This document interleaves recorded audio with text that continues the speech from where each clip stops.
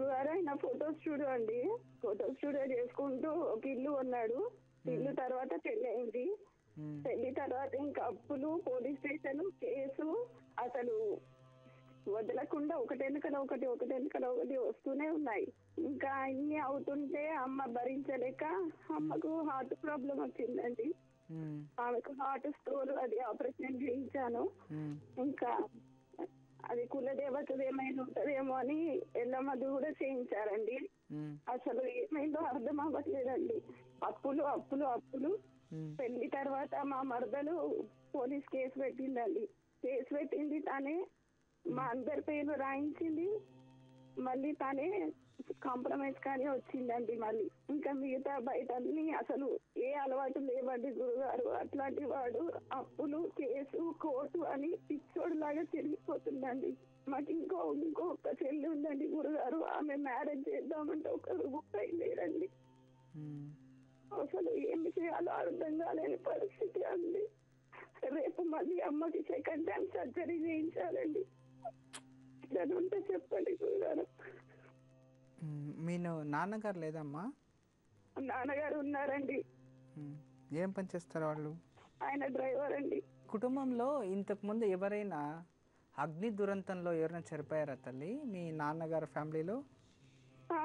చనిపోయారండి. మా మేనత్త వాళ్ళ కూతురు చనిపోయిందండి. అగ్ని అది చేసుకొని చనిపోయిందండి. జాతకంలో చూడండి, ఎవరు కర్మ ఎవరు అనుభవిస్తారన్నట్టు జన్మజాతకంలో బ్రహ్మహత్య దోషం వచ్చింది. శత్రువుకు కూడా ఇలాంటి పరిస్థితులు వద్దు అనిపించేసి ఉంటుంది మీకే. చాలా అంటే చాలా గురుగారు. నా ఇంటి పక్కనే ఉన్నారు వాళ్ళు. రోజు వాళ్ళ మాటలు. మీరే ఇంత బాధపడుతున్నారంటే ఇంకా అతనికి ఇంకెంత బాధ ఉంటుందో అది ఆలోచించాలి. చాలా అంటే చాలా. నాకు అందరికంటే మా అమ్మకు చాలా బాధ ఉంటుంది. ముగ్గురి కూడా సంవత్సరం అయిపోయింది. తను ఒక్కదాన్ని ఎట్లా చేయాలి? తనకేమో అమ్మవారు వస్తుంది. పోనీ అట్లయినా సంతృప్తి పడి ఏదో మార్గం దొరుకుతుంది. పూజలు గురుగారు ఇట్లా చెప్తున్నారు, గురుగారు అట్లా చెప్తున్నారు. ఇప్పుడు ఆ ఇంట్లో ఎవరైనా ఉండారమ్మా? ఎవరు లేరండి. ఇంకా తమ్ముడిని సపరేట్ చేసేసినాము. అమ్మ వాళ్ళు ఇల్లు అమ్మేసేసుకున్నారు. రెంట్ కు బయట ఉంటున్నారండి అప్పుల బాధకు. సరే తల్లి, బయటనే రెంటుకుంటున్నారు ఇప్పుడు. మీ తమ్ముడు ఏదైనా పూజ చెప్తే చేయగలడా? తమ్ముడు చేస్తాడండి. ప్రతి శనివారం ఒక బూడిద గుమ్మడికాయ, తెల్ల గుమ్మడికాయ చిన్నది ఒకటి తీసుకొని కాలభైరవ దేవాలయానికి కానీ కాలభైరవ ముందు వెళ్ళి దాని మధ్యకి ఇలా కట్ చేసి 2 పోగులు చేయాలి.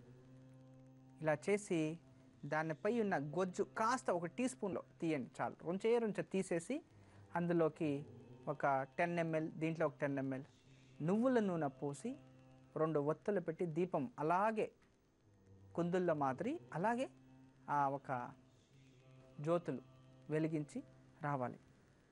ఇలా చక్కగా 16 శనివారాలు చేయండి. కోర్టు కచేరీ పోలి ఇవన్నీ తొలగిపోతాయి. ఒకటి. రెండోది, బ్రహ్మహత్య దోషానికి 3 కొబ్బరికాయలు తీసుకొని ఎవరైతే మీ ఇంట్లో ఉన్నారో వాళ్ళకందరికీ దృష్టి తీసి దాన్ని ఏదైనా నదీ తీరంలో పౌర్ణమి రోజు తీసుకెళ్ళి వదిలేయండి. మీకు అనుకూలమైతే బ్రహ్మహత్య దోషాన్ని నివారణ చేసే ఒక దేవాలయం ఉంది.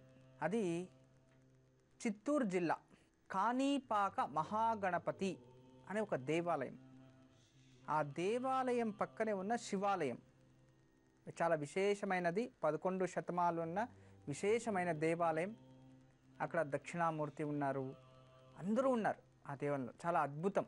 ఆ శివాలయంలో వెళ్ళి యథాశక్తి ఆ దేవుడికి మనకి వస్త్రాలు ఇచ్చి సంకల్పం చేసి మా బ్రహ్మహత్య దోషం తొలగిపోవాలి, స్త్రీ శాపాలు మాకు తొలగిపోవాలని అక్కడ దుర్గాదేవి ఉంది.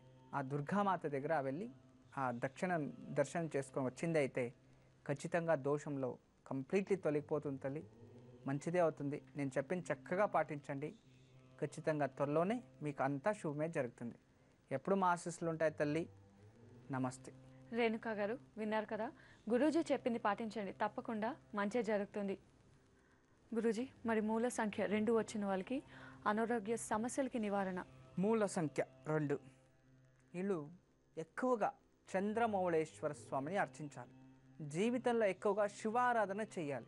లేదు అంటే ప్రతి సోమవారం వారానికి ఒక్కసారి అయినా శివ దర్శనం చేయాలి. ఇవన్నీ కుదరలేదా శివ అష్టోత్తరమైనా చదువుకోవాలి. లేదో మీరే ఒక ఇంట్లో శివలింగం చిన్నది ఒకటి పెట్టుకొని దానికి పూజిస్తూ రావాలి. చమక నమ్మకాలు అది కాకపోయినా యథాశక్తి భక్తి శ్రద్ధతో దాన్ని చేతిలో పట్టుకొని పూజ చేస్తూ ఉండాలి. అంటే ఇంట్లో లింగం ఆరాధన చేస్తూ ఉండాలి, శివ ఆరాధన.